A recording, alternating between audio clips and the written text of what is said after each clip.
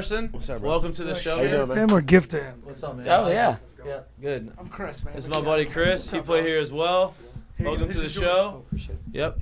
Listen, I heard you're very quiet. I'm gonna try to open you up a little bit here. I'm gonna try to get you comfortable. There's a bunch of dudes that played ball, talking ball, hanging out. Welcome to the show. Thank you for having me. Welcome to Baton Rouge. Yes, sir. Live now. Don't yes sirs either. Do not do that. Yeah, Gotcha. please don't ever call me that. I feel like I just got out of LSU, and it's not the case. I've been out for You just say it. Long time. No, you know what? Let's just keep moving. For a long time. We're not gonna do that. No. His wife just graduated, though, so. Yeah, right. You come from Illinois, same place Alex Lange went to high school, right? I mean, Kansas. Oh, Jesus. I knew that. Ashton, I'm going to let you know that Mikey's We very talked nervous. about it. We You're literally his talked favorite about it player. before. Didn't know, he's just geography's all. Yeah, that's Yeah. fine. Yeah, I'm confused. I'm a baseball player, not a scholar. Same place that Alex Athlete, Lange not a came from. mathlete. What made you choose LSU, and how has your first year been so far? Yeah, I mean, I think Alex was a big part of that for sure. Just getting to know him when I was like 10 years old, and then training with him and being around him so much, and then coming down to the box. I think I went to the SEC opener in 2016. And How old were you? I was 11. I was 11. This hurt. I don't know why you keep doing this. Maybe it is, sir. No, so but I went there, and like when I left, I told my mom that I wanted to come here and play, and so then just worked really hard and made that possible. So wait, time out. The LSU thing has been a thing for you since 2016. Like it's been just etched in your brain. Like that's where I want to go to school if I'm gonna get a chance to do this. For sure, yeah. I think, and then 2017, I went to the Shriners Classic in Houston, Yeah. and that was really cool too, just to be able to see kind of what college baseball is all about with all those different schools. Yep. And then, yeah, I mean, LSU was always like the number one school for me, for sure. And then kind of going through the recruiting process, just getting to talk to everyone, and then still like being able to visit all the schools and being like, no, like this is still 100% like what I want to be a part of. Love this that. atmosphere and stuff was amazing. What was that the differentiator? Like you went to all these other schools, and you knew when you were a kid you wanted to come here, but you didn't really see anything else. Then you see it, and it doesn't change. It only, validates Magnifies it, your yeah. thought about coming to LSU. What was it about LSU compared to the other schools that made you come here? That's a really good question. I think the atmosphere for sure, just like the history of this program, like the getting a chance to be a part of that is something I think anyone would want to do. And then I think, I know that my goal is to be a Major League Baseball player. And I believe that the development, the amount of guys that have come through here, especially haters that have come through here, I really, yourself included. I really, No. I really wanted to be a part of that too. Like that's obviously a major goal for me, and I thought that this would be the best place for me to do that. So, a lot of guys, like it's pretty normal for freshmen to come in and they not start the year, right? It's not that normal for once you do get in it to be in the middle of SEC play and for you to just kind of hit the ground and absolutely running. The fall that you had and the prep that you put into the fall, and obviously the work that you've done in the spring, how much has that kind of prepared you to get you ready for what you are seeing pretty much on a night-to-night basis right now? I think it was everything, because I really struggled honestly in the fall, and then a little bit. I mean, at the start of the spring too, just kind of really having to adjust and kind of slow things down. Like I feel like I had a lot of like a physical ability and like mechanics and stuff, and I'm still continuing to work on all that. But I think really like mentally and approach-wise and all those different like tangibles kind of all up in here. Yep. Like I really had to get that right. And so the opportunity that I had, and they continued to work with me like throughout that was really huge for me to be able to step in an environment. And like, obviously in the fall you face our guys, so that's SEC pitching, right? So facing SEC pitching in the fall and spring, getting used to that was really, really helpful for me. And then obviously getting those pinch hit ABs kind of, that was kind of a similar, Yeah, you weren't in Kansas anymore. No, it's funny you say that because it's like, I know you play on the travel ball thing, so you've played probably a lot of guys and seen a lot of these guys. But when you make phone calls and a text back to you, like your boys back home right now, and they ask like, hey, dude, like, what is it like hitting in the SEC? Like, what's that conversation like? Because it's a different beast. It's different. It's different. And I think, too, the crowd is just like a completely – I mean, it's something that, like, I feel like I've worked really hard to kind of make it not a factor for me in terms of, like, not letting my heart rate affect me. But, like, once that moment happens, like, once you take that swing and you see a ball go in the gap or once you make a play in the outfield, like, that it's, like, the most addicting feeling ever, honestly. Like, it's such a good feeling, you know, just, like, that feeling, that crowd roar, like, running out to the field, like, to start the game. Like, I mean, I love it. I can't get enough of it.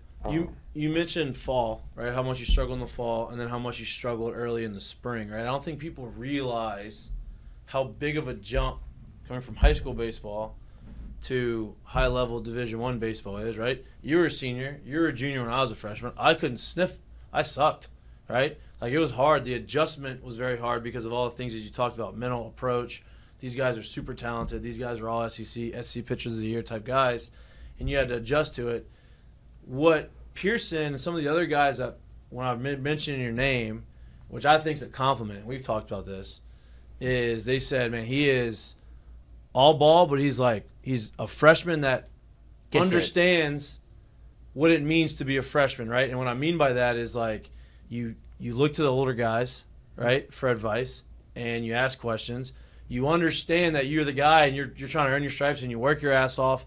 It's almost like, hey, I'm going to keep my head down, I'm going to work hard, I'm going to hang out with my friends, I'm going to have a good time, and I'm going to take what the other guys say, and I'm going to run with that.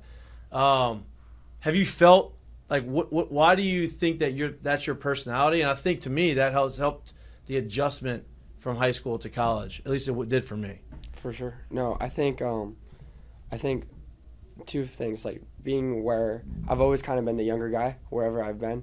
From when I started training in a facility in Kansas City called Top Speed when I was 11 years old, and that was high school, college, and like professional guys. Like, I was significantly younger than them, and then Alex, when I was like 15, had me come down to DST in Houston, and now it's kind of pretty much only like professional guys in those morning groups and stuff, and so kind of being down there and being in those environments where I am the younger guy and I am trying to be a sponge and I'm just trying to understand, like, what's going on. I think that type of situation was really, really helpful for me because that's always been huge for me in my growth. Like, that's how I've gotten better, is being around people that are older than me, better than me, and just being humble about it and, like, trying to learn and grow as much as possible because I love working and I love getting better. Right. And so just kind of coming here and doing that too and just being like, no, like, these guys have done it before. I mean, they just won a national championship.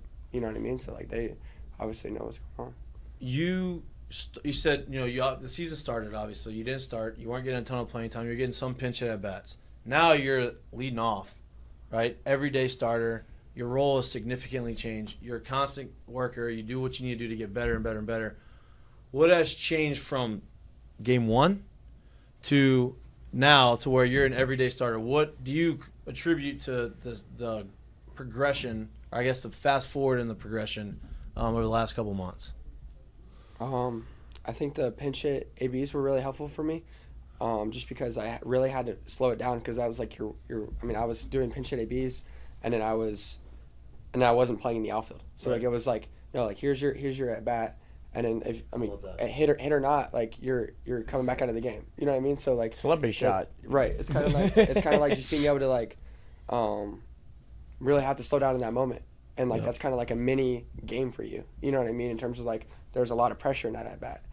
So really having to separate everything else and, like, be in this moment right here. I think that really helped me a lot, and it really helped me a lot for my at bats now, to where, like, I learned how to take each at bat, like, in stride, and with that also being a competitor, where, like, when you have a pinch at bat, like, you're coming off the bench, right? So you're not, like, necessarily super hot, like, you're not feeling great, right? And when I was younger and before that, I was very worried about, like, oh, like, do I feel this? Do I feel that? You don't really have time for a lot of that in a pinch at bat. You're just being a competitor, and in this moment, you're just trying to beat that guy. And so I think that lesson and those moments were huge for me now in terms of developing me into who I am as a player and a competitor for these moments now and towards SEC play. And you can see it through your at bats too. For sure. Fair to say you're, like, a fan of the game, right? Absolutely. So I'm going to try to tap in between, like, your ears a little bit here, because you're sitting here in purple and gold telling me you've been locked into LSU since you were 10 years old. Even if it's not LSU, what are some, like, college baseball moments that's just, like, etched in your brain of like when you growing up and you're like, man, I want to do something like that? That's a really good question. I remember the Oregon State Arkansas series. Always I watched. When Arkansas should have won. Is that Yes, the one he jumped the second base? Carson Shaddy and the outfield down the line. Yeah. Like that series was always crazy just because I just remember like there's a lot of great players involved, like Adley Rutschman, Nick Magical, and that was a really great series. I just remember that. And then honestly, I mean, I'm from Kansas City, and so I'm only 3 hours away from Omaha, and so I would go to Omaha. Oh, we know. A lot. I'd go to Omaha a lot, and I'd go to those. I'd go to those games. I'd go be in the outfield experience and go be a part of that. So kind of always being around college baseball and just knowing that was the goal, and I mean knowing that was a goal to be the next step. Stuff, yep. right? That's something I think that's pretty cool for kids that are literally in like the radius of Omaha, where it's like growing up in Louisiana, it's something LSU cool all the that you time. get to do because you get to see it in LSU, and you're blessed to get the opportunity to come see a university like this play baseball because you don't get that everywhere. But also living in that radius for a 2-week span every year, You can see all the you can best. drive down there and you see the best. And it's something that's really cool to kind of stimulate the guys in that area. Be like, man, I want to do something like this one. That's pretty cool.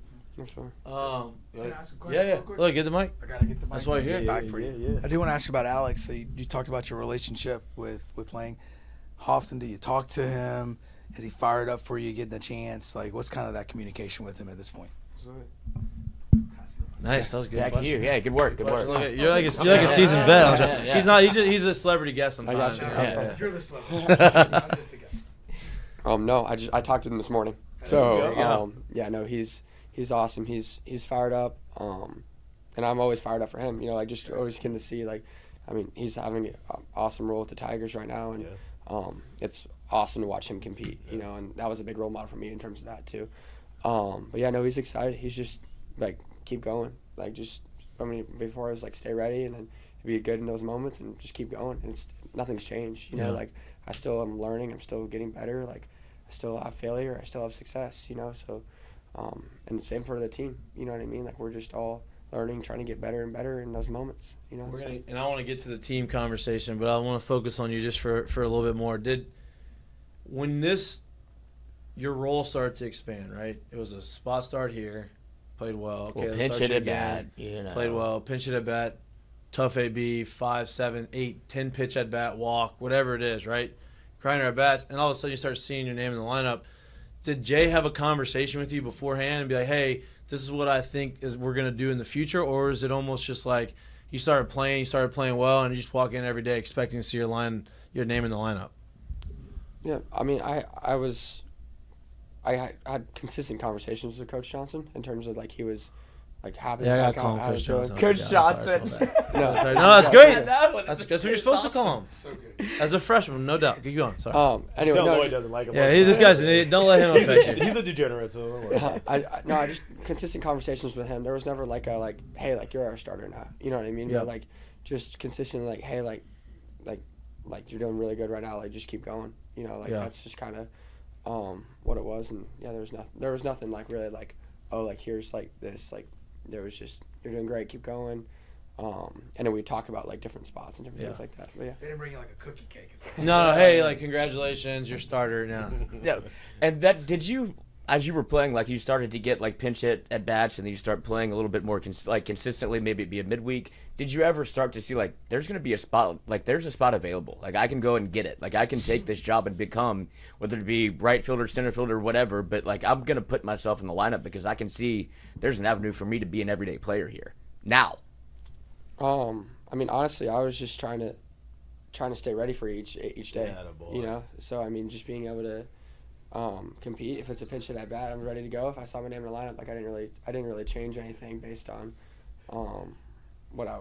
like any day. Right. You know what I mean? Don't let Lloyd try to pin you down. Yeah. His teammates over there. Don't let him do it to well, you. that's how Lloyd would be. Yeah, Lloyd's Don't let Lloyd selfish. do that to No, you. no, we talked on the show. They both said that at some point you got to get selfish when you see an opportunity. It's No, like, that's that's not what Jerry said. That's not how he said it, though. That's not how he said it. But Get greedy. Oh my Go ahead. God. Go ahead. Your mindset and how you go about and how you approach things. Is this just from like a baseball? Like what else is in your background? You play other sports growing up? You got older brothers? You got sisters that beat you up? Like what? Talk. What you got? I got a younger sister. She's great. She was here. So your younger sister beat you up. Okay. Got it. No, I mean baseball's always been what I wanted to do my entire life. Like Yeah. since I could walk and talk, I've never said I wanted to do anything else. And I truly I just love it. I love being a part of it. That's I a love firm everything memory. about it. There. Yeah. It's for her. No life. doubt. Yeah. I'm sure you get this question all the time, right? Do you model your game after? I used to hate the question, but it's there's so many good young Major League Baseball players right now that it's growing up it's fun to watch these guys and I used to try to model my game after Torrey Hunter, right? That's who I love. That's who I'll try to do it. Do you have anybody in the big leagues that you try to model your game after? You're tan too. I think He's getting there. I've tried. I said model my game, not my me. Right? I tried to get real tan this week. I couldn't get there. That's a good one though. Seriously. No, I think from a hitting perspective, Corey Seager. Oh, that's a recently, great one. Like just how he First of all, like how he goes about. What do you like about him hitting? So I mean, mechanically, it's. I'm about to say, it's he's crazy. a mechanical And freak, it's dude. and it's simple. Yeah. Right, and it's exactly like the presets and how he goes about, and that's kind of how I'm trying. Like my hitting coach, like we try to preset as many things as possible to where like you don't have to like move anything to get it there. Like it's set, so it's meant to move correctly. Like you set your scap, you set your back hip, like set like doing all that. So, but he's huge on that, right? Like if you watch him get in the box, like he literally sets his hips so that when he like does his step and then gets down through the ball, it's just that's all it is. Yeah. And then he also talks a lot about his daily prep work before the game.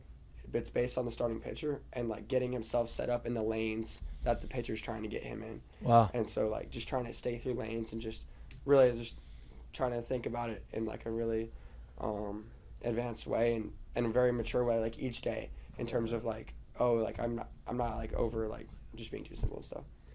All right, we're gonna flip this thing back kind of to like now this season a little bit.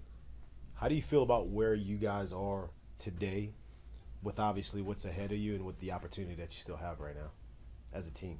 I feel great. I mean, honestly, like we're still playing, right? So like, I mean, just going out there. I mean, the series against A&M was awesome. Awesome. Like that was really cool to be a part of, and again, the atmosphere, again, like just competing against a team and like playing well in all facets of the game was really, really cool and really great for our team. So, I mean, just trying to continue doing that. I mean, we're super, super talented and super.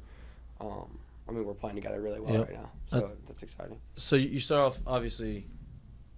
Beginning of the season, you weren't starting, right? You're coming off the bench, you're getting some opportunities, but you weren't in there every day. And y'all went through a gauntlet, right? Y'all had number 1 team in the country, number 3 team in the country, number 3 team in the country, whatever. Like 4 of the first 5 teams you played were top 10, and now Mississippi State's kind of creeping their way into the top 15 in the country. So they're actually better than people thought they were. So it was 5 weeks of just a gauntlet. Then y'all flipped the script. Y'all win y'all's first series against Missouri, then against Auburn. Nobody expected y'all to beat A&M. Then you win A&M. But that was your first marquee, big series where you were really, the everyday guy.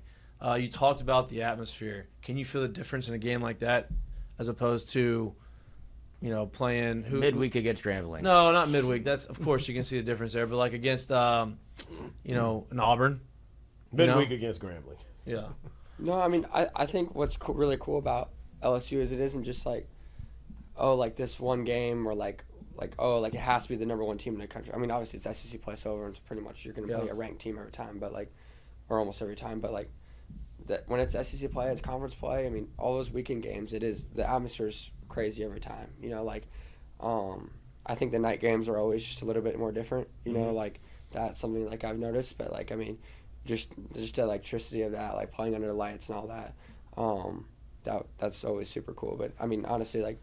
Auburn was all the series, all the conference play like has been super cool to watch and be a part of. Before you went on the Missouri series, did the team basically have a conversation in the mindset of, now look, I know Jay has always talked about you approach every game as like a 1-game season and everyone's a new, which I completely understand. But at that same mindset, I guess you will, going into that Missouri series was pretty much All right, it's time to go. Did y'all start approaching the season as like, hey, this is literally playoff time, and it's you're playing for the rest of your life right here? I think there was definitely like, I mean, that was reality. You know what I mean? So like, I mean, So you knew. Yeah. Okay. you know what I mean? But like, I mean, I try, and I think a lot of our team tries too. Like, I mean, it's playing every day with that competitiveness, but then it's also not changing anything based on any moment. You know what I mean? So like, there's pitches where like the whole game like swings on that one pitch, but like you can't go like when it's that pitch, you can't change, you can't tense up, you can't try to do more in that moment. Yeah. You know what I mean? So like, trying to do more in that weekend series, that wasn't the solution. You know, I mean, to me, like I didn't change anything about my at bats. You know, like I was just trying to compete. Yeah. And like stay in the same. I guess that's where the question came from, because with experience, you get an opportunity to know what a situation is, quote unquote, before you go into it. So for a lot of this team, we had younger guys and guys coming in from different spots and maybe not truly knowing what, hey, this third weekend against such and such team that's coming in that's really good after we've struggled the first 2 weeks, this could really mean a lot, as opposed to like, hey, now we got time, we can kind of get going. And then you get to a point in the season where you no longer have time, right? Mm-hmm. And it's not to say that once the first pitch is thrown, you change at bats, but it's to say going into it, you start realizing like, hey, it's not time to mess around. Like this means a little bit more. You approach it the same way, but I need you to know this before you get on the field today. Yeah, no, I mean, I guess for me, like, for me personally, like just being able to be like, I mean, there is like a bit more reality of like, okay, like I am continuing to learn, but like it's like, okay, like no, like there's spots right now where like I am supposed to do super well right here. And again, with that, I mean, understanding like expectations of that. But then for me personally, like I still have to stay within my plan. Yep. I'm still within my approach. I still have to take this changeup down. I still have to take this fastball up. Right. Like, I mean, just being able to focus on everything that I need to do to have success in this moment. Because again, like this moment is something, and this circumstances and stuff like that. But like there's no success in those circumstances if you were thinking about that in that moment. You know, like I'm just trying to stay present. It's about the process, right? Like, hey, you trust that what you're doing is the right thing, and you continue to do the right thing all the time and compete. At some point, it's going to flip, right? And you had mentioned one pitch or two pitches here and there in a game can determine the game and swing the momentum, right? Leading up to this weekend, it seems like in those moments, it always felt like it went the opposite direction, right? And that happens through the course of some seasons, and sometimes it's really hard to get out of it. But when it does flip, you can kind of feel that in the dugout, right? And I felt like this weekend, y'all had those opportunities, and they went your way, right? Mm-hmm. The Pearson double down the left field line, I think, was like the main one where that was finally like, oh, see, you continue to do the right things and compete, and it's going to end up turning for you, and it's lasted a lot longer than y'all probably wished. Did you feel that sense of like, okay, there it is, now we go, type of mentality in the dugout after that? Yeah, I mean, I thought the energy was great all weekend. You know, I mean, I was on third when he hit that, so he hit that like kind of like right past me, and like it was awesome to see. I mean, and then for everyone after that, like the energy was great in the dugout. I mean, Christian Little was amazing. I mean, all the pitching. No, yeah, we haven't gotten that, yeah. All the pitching was fantastic. You know, so again, just to have people come through in those big spots, and then again, just continue keeping everything rolling was awesome. You speak about the pitching coming through, and we kind of talked about that a little bit over this past week and how things have been changing on that side of it. Look, we're gonna just go to the sheer numbers of it, right? They were top 2 or top 3 in the league in walks. So all I'm getting at is the amount of pitches you have to throw to be walking people. When you see them throw the way they've thrown over the last couple of weeks, and they're challenging the zone, they're pounding the zone, they're getting ahead early, they're getting you guys on and off the field, how much more has that helped y'all as an offense to be able to get back into the dugout and start swinging again, and you kind of basically taking control of the game? No, I think that's big, and I think it's a two-way street, right? So like if like they're competing and they're battling, and then we come in and they have a 4-pitch inning, and we're right back out there on defense. Like I think there's give and take of that. So like just it's awesome for both sides to like have momentum to where like, I mean they're competing. It's a quick inning, and then we hit for a while. You know, like when it's in reverse and that's us and they compete, and then we have a quick inning, like that hurts them. You know, so like again, just continuing to do things well on all sides of the ball. I mean, it's been awesome. And I think from the outside looking in, people truly don't understand because all you really see is what goes on the field, and then you look at the numbers, you're like, well, this is this. Speak about how talented the pitching staff is, because we obviously know how talented they are. And then when they go out there and do it, it's not a surprise once you start seeing it. Yeah, I mean, everyone on our team works incredibly hard, and the pitching staff was ridiculous. I mean, I got to see it firsthand in the fall and spring, obviously. You know, like where it's like, wow, like I mean, from top to bottom, like it's an incredibly talented group. You know, like and then like you got guys like that are like kind of leading us, like Luke and Gage, that are coming out every single weekend and getting quality starts and just being dogs out there and competing and throwing strikes, locating, punching guys out. And then like I thought what was really cool was like another big moment from the weekend was like the bases loaded, and I think Luke struck three straight. Yeah, that was awesome. And I think it was like 9 pitches too, which is like ridiculous. Huge. You know, like we're like, wow, like that's ridiculous stuff. So like to have success and then again in big moments and big spots where it's high pressure, high leverage moments, like they've been really, really good lately. So it's awesome. Who took you on your visit? You came here. Good segue. Yeah. I think it was. I mean, we kind of just did like the team dinner. It was the Bama weekend. Oh. So who was it? That was really cool. Huh?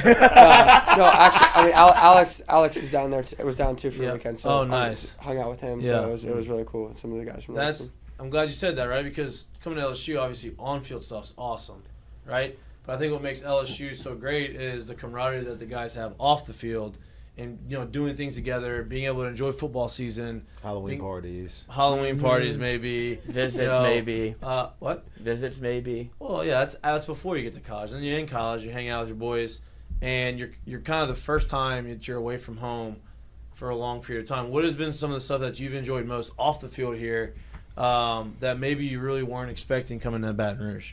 That's a really good question. I think the food has been really good. First of all, there we go. Just really kind of enjoying that and kind of being around like that different area, like really different food. And I mean, I think hanging out with the team has been really awesome too. Do you all have to live on campus? Like freshmen have to live on campus? Yeah, we live on campus. We live in like a dorm or Nicholson Gateway. The new spot. We used to live in what room? WCA. I'm just kidding. No. Just kidding. I mean that was really cool. I mean again like. Where you're like living like right on campus, like we're like a 2-minute walk away from Tiger Stadium, or like a minute drive away from Alex Box, like where it's just like, and then like our food, the nutrition center is like all right there, like that was really cool. Just to be like, I mean, and then our academic center is right there too. So like having everything like right there is just really nice and convenient to where it's like okay, everything here is set up for me to succeed. Yeah. And so like being able to see that and then just kind of operate within that makes things really simple. Kind of piggyback. Give me your mic. Yeah. Kind of piggyback on Mikey's question.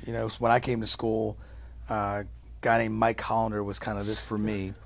But who has been kind of, for you, leadership on the team, or when you first got here, or even here going through the season?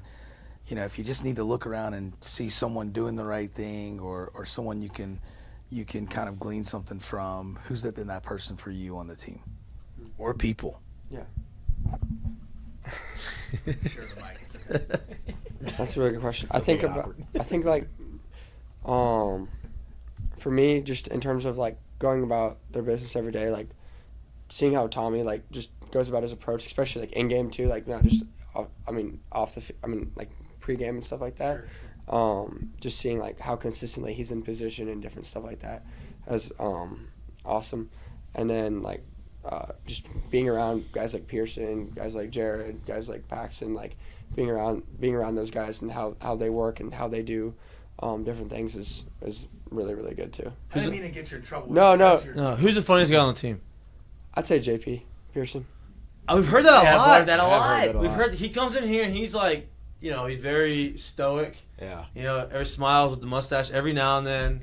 But like never. He's like wanting to laugh like right now. We've heard. I mean, you don't have to share. I was gonna say, what's the funniest thing you do? I'm sure but funniest thing that he's done that like maybe is suitable. It doesn't have to be that G-rated. Yeah. I don't know. He's just always got some pretty funny one-liners. He's like a one-liner guy. Yep. Yeah. I can see that. Mm-hmm. Yeah, I can see a very guy. dry one-liner guy. I feel like that's big clutch hitters like that. DJ Mayhew, one-liner guy. Yeah. You know what I mean? He didn't talk much, very quiet. Literally one-liner But guy. funny when he would drop the lines. No, just clutch guys. Like, come up with big hits, at big times. No, they're not the same player, obviously. But as far as, like, coming up with the big clutch hit, I don't know. Because there's a lot of different personalities. Was there somewhat, like, not somebody, a bad personality, but when you walked in there as a freshman, how do you adjust to these different personalities, right? Because everyone is the best player from their high school team, right? Everyone is kind of like, alpha is such a terrible term, but like the guy, right? The leader of their team. And now they come into a clubhouse where you have a bunch of those guys. And sometimes it takes some time to kind of navigate through those personalities. As a freshman, especially, it's kind of intimidating. You walk in, you're like, damn, this team just won the World Series. I came in, they just went to Omaha. Hayden Travinski's 30 years old. Yeah, like they're big dudes. They're kind of, how do you adjust to that, personality-wise, like culture-wise, as a freshman? Yeah. No, I mean, for me, just I've kind of always just tried to like stay within like what I'm trying to do, like where I don't have to have like a huge personality or like aspect like in the clubhouse. Honestly, a lot of how funny guys are, you know what I mean? Like that was always something that was funny, you know what I mean? Just like the different like He likes the a good dynamic laugh. and the I like. can tell. No, you know what I mean? Like, but like just seeing honestly like kind of spectating more in terms of that. No, that's great. That's kind of That's a real. Yep. That is a key freshman attribute. As a rookie, they say, be seen, not heard. Yeah. Right? So, Like, and that's not a mean thing. It's just like, hey, dude, like, fall in line for now, figure out how it works out, and then Develop yourself. earn that, and then you can say whatever you want to say. And I think that's the best way to go about it. And you learn everybody's personalities that way. Yeah, no, What? so Right? I mean, I figured out that he used to like to fight with one of our other teammates all the time. Whoa. Right? And I didn't know. I thought they didn't like each other, but they were really best friends. You had to see that. Right? It was like fight. No, like you and Buzzy. It was Had a always good time. The boys had a good time. always, but it was always like never really fought. They were just kind of fighting.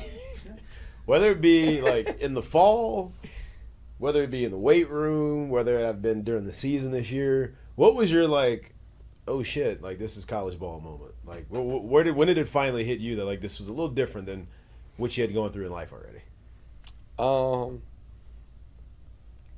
From like a competition standpoint, I think second inter squad, I faced Thatcher, and it was like 96 or like 97 mile an hour fastball, and that was like middle, and I took it, and then he threw the next pitch that looked the same to me at that time, and like I swung at it and it turned left and almost hit me in the back of the slider, and then he threw the same pitch and I swung at it again, and it took like there was like a 30-second at bat, and it's like, okay, like I need to make adjustments here, you know what I mean? Like I need to do a better job recognizing pitches, so I think for me like that was one from a competition standpoint where it was like, oh yeah, like That's a little bit different. It's a different deal. Yeah, for sure. Who was your guy when you came as a freshman? Well, you didn't have a fall. You don't. Oh, you I didn't have I didn't have a fall, and like I don't know, I jumping into it playing a lot that year. I played a lot, and I can honestly still tell you like there was some good arms and stuff we saw that year. Like we saw Dallas Keuchels. I saw some good arms that year. But I'll never forget the last series of the year. We went on down to Vanderbilt. Went on down to Nashville. Went to play Vanderbilt, and we rolled up there on a Friday night. And when we showed up that day, I'll never forget it, bro. He was literally throwing across the entire outfield, and it wasn't like a run throw. Yeah, it wasn't like a tackle. huge crow hop. It was like a walk into BB across the outfield, like it was nothing. I'm like, what on absolute earth is that? And who's doing this? Well, obviously it was David Price at the time. So facing him that year from the left side, he's every bit of 6'7". He's coming from here. He was 96 to 98 that day. I was like, yeah, this is a little different. And obviously he was a big league ace for a number of years. So like that goes to show you it was different. But that was mine. I was like, all right, bro, that was. See, thanks for the SEC. Mine was in the fall. My first first inter squad scrimmage. My first at bat was against Lewis Coleman. When he was stepping in the He dugout. was a righty, steps across his body, throws sidearm at 94 miles an hour. So the ball always looks like it's coming behind you as a righty. And then he throws a slider that's very nasty. And I told myself, I was like, I don't care where this ball goes. I just want to not strike out. Like, I need to, like, prove to myself, prove to coach that, like, I'm going to do it. I hit the ball 3 inches in front of home plate off the end of the bat, which I wish I would have struck out now. I think that would have been better had I It can go worse. Had I not had to, like, get it. And then he didn't tag me in time, so then I had to run down the line as a freshman, run full speed, obviously. So, yeah, like, I was like, damn, this is different. Like, this is – and then Lewis Coleman ended up winning SC Pitcher of the Year. Yeah. Like, that was even before the season. So I imagine you talked about the Thatcher story. That was my Thatcher story, right? Yeah. So it's a tough adjustment. You sure. really quickly, I got to work hard. For sure. You got to figure it out. You got one? Yes, I need hard work. No? You're done? All right, moving forward, right? A couple more questions and we'll let you go. Obviously, since that Missouri series, you said it's reality. The reality is still there. That you have every game is like a playoff game. You'll have to win. You'll have to basically win the game that's in front of you to get to the next one. Fighting for your postseason lives. Feels like y'all are playing better baseball. Feels like y'all feel that same way too. What is the message moving forward these last 2 series? Is Jay talking about the big picture, or is he more focused on, hey, we got to win this and win that, and then just get in there and we'll see what happens after that? Yeah, I mean, I think just continuing to be, I mean, it's just kind of the same message where it's like first we got a game tomorrow, you know what I mean, which we have to win. So just kind of, again, staying within that one game at a time approach, you know, and yeah, I mean, the next 2 weeks we obviously have to continue playing well, so just got to continue doing what we're doing. Real quick, these guys always talk about like a whiteboard moment, like when the coach rolls in the whiteboard, like Maneri was big on this, like, all right, this is the plan. Like, you get to a point where it's like, all right, I'm going to spell it out for everybody here. Like, are we either going to do it or not, and this is how we're going to do it? Did that happen with Coach Johnson? And were you like, okay, this is legitimately real right now? Like, we don't have another way to look at this other than we're going to have to win every game we play, essentially. I think one time, or like during like one of the speeches, like he did kind of like run through like, this is like how many games we need to win, like this is and then like since then he's kind of been more like just again like in a daily like we're right here today, and again like again reality is reality is you have to win this, reality is right, and so like again, but you can't win them all tonight, right. You know what I mean? You have to win one tonight, so like just again trying to stay within that. Do you think everybody that's in that locker room is aware of things like Ole Miss winning a national championship 2 years ago when they were 7-15 in the league, and you know, teams that have the 3 seed and 4 seed in these regionals and still doing well? Like, do you think there's some awareness of that, or is it so focused on, hey, just got to win today, that we're not even thinking that far down the road about those things? So, Jim, or did I just make you aware? No, for sure. No, I mean, I think most of us, and I think, I mean, he's mentioned it before, like this is going to be like a great story. You know what I mean? And that is kind of the thought process of it too. Like, this is going to be a great story. Like, we are rolling right now. Like, I mean, don't let the Tigers get hot. Don't let LSU get hot. Right. Yeah. So I mean, yeah. I mean, there's again like you can go big picture and then you can go like little picture. Yeah. Just doing both, and I think it's important. And I do that for myself too. You know what I mean? Like, where it's like, okay, like this is big picture. Like, I want to do this, but you accomplish that by being right here. Kind of like a PIP, picture in picture. Like what is so that there's a little bit of a learning process when you come in, obviously for the Coach Johnson, and you. What's the worst that Coach Johnson has gotten on you so far this year? I scored from first against Mississippi State on a Braswell. I think he doubled. And I kind of got tied up rounding third, and like I just wasn't running very fast at all. And the play was way closer at home than it should have been, and I was safe. But I got in the dugout, and like he made sure that I wasn't hurt. Is what he was like. But like no, like he was just. I mean, and he's been fantastic to me. You know what I mean? Like, where it's like he has been supporting me and like helping me grow. But in that moment, like he was not super happy. He just wanted to make sure you weren't hurt, though. Yeah. Let me make sure before I get real unhappy. Are you hurt? No. Right. Okay, now I can be unhappy. No. He just. You better be. It was like like make sure like that wasn't very good. So. When we first got here, one of the cool things for me was the road trips, right? You got the first time you got the itineraries.